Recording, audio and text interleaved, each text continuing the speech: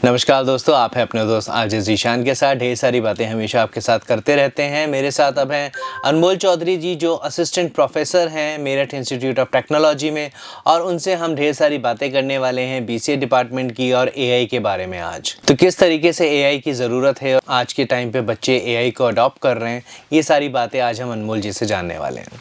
तो सर, आपका बहुत बहुत स्वागत है हमारे स्टूडियो में। शुक्रिया सर जी। तो अनमोल जी, पहले मैं आपके बारे में जानना चाहूँगा थोड़ा, कि आप एक छोटा सा इंट्रोडक्शन हमारे सभी लिसनर्स को दें। आप कब से एआई के बारे में पढ़ रहे हैं और बच्चों को पढ़ा रहे हैं?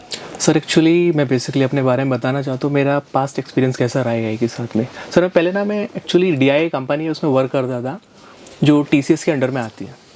उसमें as a computer vision engineer. तो सर, जब मेरा बेसिकली प्रेजेंट था, बड़ा सा सोचना था कि एक्चुअली एआई क्या है, कैसे काम करता है। स्टार्टिंग में लगता था कि एक्चुअली एआई ना स्टोर करता है पूरे डेटा को, और ये हमारी मेंटेलिटी है। बट एक्चुअली ऐसा नहीं है। हमें ढेर सारा डेटा एक जगह पे रख के स्टोर करके ट्रेन करना पड़ता है, एंड द लास्ट हम लोग को ना एक छोटा सा मॉडल मिलता है, जस्ट अ फाइल। और सर, जब मैंने फर्स्ट टाइम पे अपने इंटर्नशिप के टाइम पे देखा था, वो मेरी प्रोवाना में इंटर्नशिप हुई थी, फिर उसके बाद में आईबीएम में मेरा भी थोड़ा सा एक्सपीरियंस रहा है 8 मंथ का। तो वहाँ पे मैंने ढेर सारी चीज़ें सीखी, एक्चुअली किस तरह काम करते हैं, किस तरह से लर्निंग प्रोसेस होता है एक न्यूरल नेटवर्क का, same like as a human brain. हम किस तरह से ट्रेन करते हैं, किस तरह से चीज़ों को मैनेज करा जाता है डेटा के साथ में, एक न्यूरल नेटवर्क जो एक ह्यूमन साइकोलॉजी, इवन एक प्रिडिक्शन जनरेट कर पाता है। जी। तो आज के टाइम पे बच्चों को एआई सिखाना, समझाना कितना ज़रूरी है? सर, अगर मैं आपको ऑनेस्टली बोलूँ, आज का जो टाइम है वो एआई के अंदर ना हर एक चीज़, इवन एक मोबाइल एप्लीकेशन से लेके एक बिजनेस से लेके एक कंपनी, सब कुछ आज के टाइम पे एआई यूज़ कर रहे हैं। इवन मैं बोलूँ कि एआई इज़ एवरीवेयर। लाइक हम डेली लाइफ में चैट जीपीटी यूज़ करते हैं।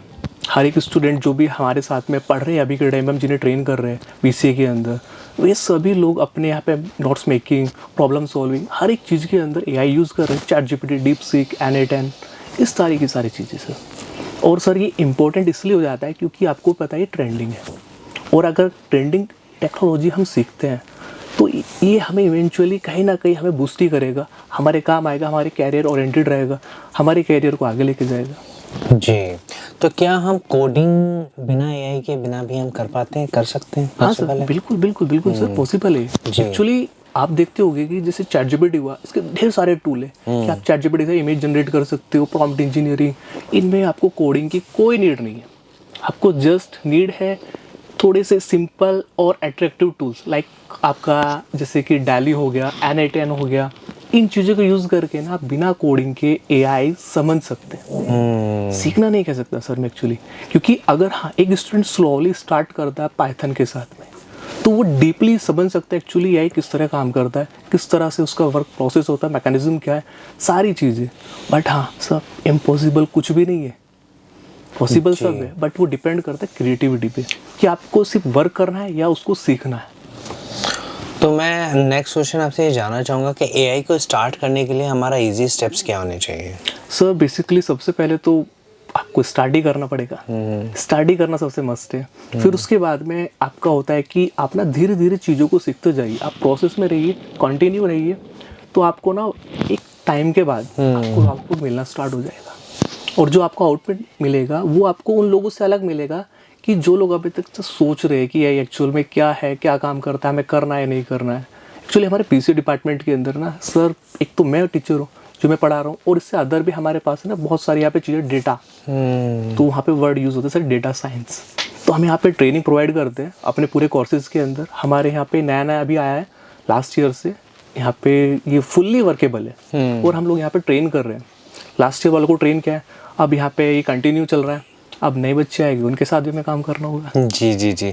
और जैसे आपने कहा कि सीखना पड़ेगा, स्टडी करना पड़ेगा, अगर कोई बच्चा रेगुलरली एआई की स्टडी करता है 6 महीना, साल भर, तो क्या अचीव कर सकता है, क्या कुछ वो डिज़ाइन कर सकता है? सर देखिए, इसके अंदर ना चीज़ें क्या है कि जो बच्चा 6 महीने या 1 साल करता है, तो वो 2 चीज़ें सबसे मस्ट है जो गेन करता है। पहला कॉन्फिडेंस, और जो दूसरा है कि वो अपने इंटरमीडिएट लेवल के प्रोजेक्ट बिल्ड कर सकता है। इनोवेटिव प्रोजेक्ट, कोई सिंपल प्रोजेक्ट नहीं, बल्कि अच्छे खासे रिसर्च लेवल के प्रोजेक्ट। लाइक जैसे चैट जीपीटी है कि इन्होंने इनोवेट तो किया होगा सर, ये सेम यही चीज़ें। जी, तो मेरठ इंस्टीट्यूट ऑफ टेक्नोलॉजी किस तरीके से बच्चों को सपोर्ट कर रहा है एआई को समझने में और उनके फ्यूचर को आगे ग्रो करने में? सर आपको जैसे पता होगा चैट जीपीटी, डीपसीक, इनको ना एक हमंगस डेटा सर्वर चाहिए होता है, एक जीपीयूज हो गए। तो हमारे यहाँ पे जो लैब्स है उनमें सारी फैसिलिटी अवेलेबल है।